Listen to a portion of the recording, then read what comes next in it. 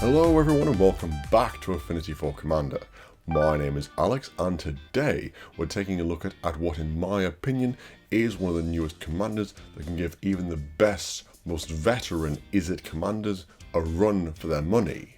Or fly for their money. Martin, find out if dragons can run.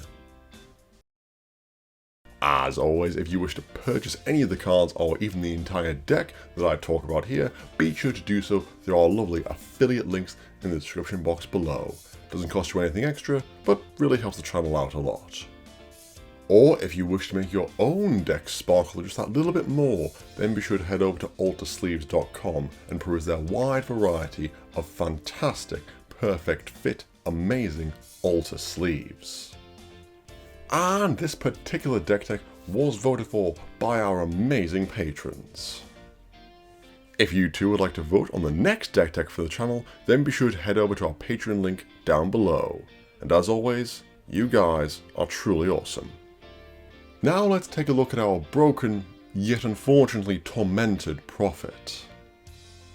Eruth Tormented Prophet is a legendary 2/4 human wizard for 1 generic, 1 blue and 1 red mana.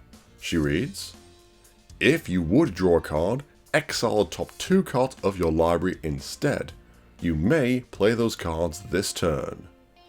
So not a lot of text, but definitely a powerful ability. Even with just Eruth out, you are exiling 2 cards a turn from the top of your library instead of drawing normally. Which, with the type of deck we're building, is essentially draw 2 cards. So for this deck we're going to have a lot of cheap draw power and some stormy goodness. Yes, of course the storm deck. Eruth is practically the patron saint of storm decks at this point, come on.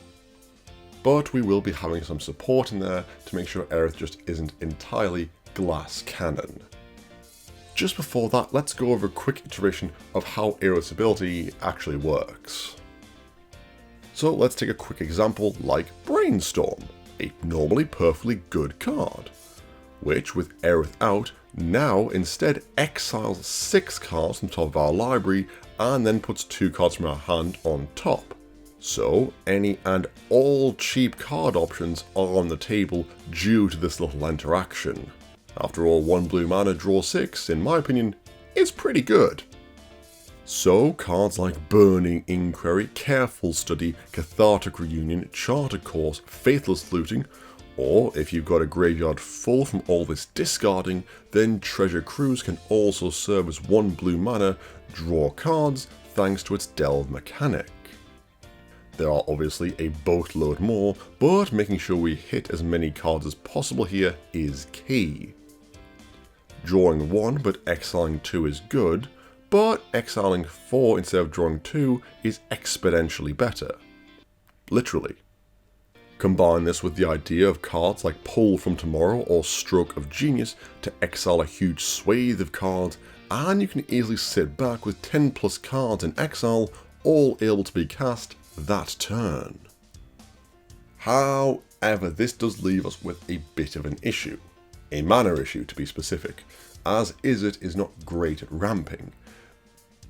Sorry, it's not Izzet anymore, it's...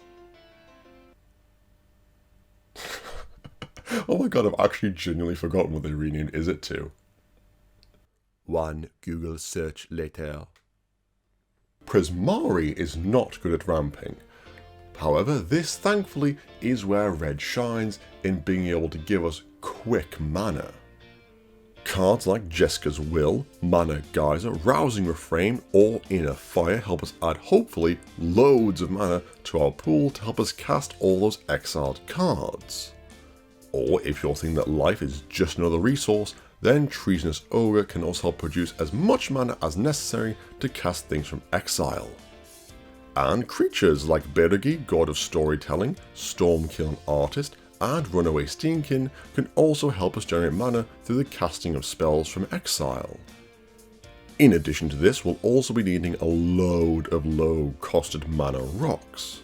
After all, we either get to play them early, or just exile them later. Mind Stone and Commander's Sphere are great for the card draw later, but we need all the help with mana we can get. So, Arcane and Izzet Signet are a must, as are Talisman of Creativity, Thought Vessel, and even Izzet Locket. It does draw cards after all. So, with us getting massive value from Aerys Trigger and casting a bunch of spells, we're going to need to look at some cards that take advantage of that. For the more budget-minded, Talrand and Young Pyromancer are great for any spell-slinging deck. Or, if you're really hard on the token theme, then Poppet Stitcher is also great for generating us some zombies, and their Flipside then gives all of our tokens a lovely boost. However, considering we are casting spells a lot, we have various routes we can take, depending how stormy you want to get. Cards like Ether Flux Reservoir, and to a lesser extent Sentinel Tower, can both work as game enders if we're really going off, or simply just as an insurance policy to either laser someone from orbit if they attack you, or just ping off smaller creatures.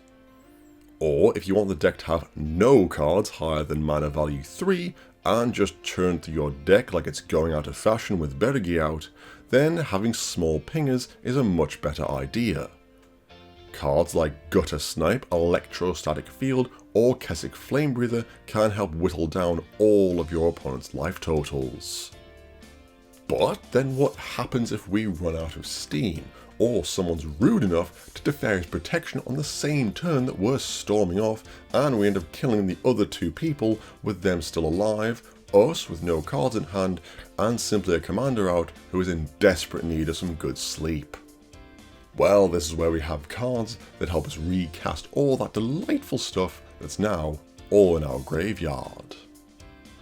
Mizzix Mastery, Past in Flames, and Underworld Breach all helps essentially recast all the spells in our graveyard. Now, obviously, Mizzix Mastery when overloaded is the best of the bunch, but that kind of comes with the excessive mana cost. But get it right and resolving the spell overloaded tends just to read win the game. Speaking of winning the game, it's all very well and good exiling, having card advantage for days, but we do actually need some ways of winning the game. We've already mentioned the Reservoir of Salty Tears and the Tower of Rule Zeroing all storms out of your playgroup, and also the small pingers if we're really storming off. But there are a few other cards that I definitely think are worth mentioning.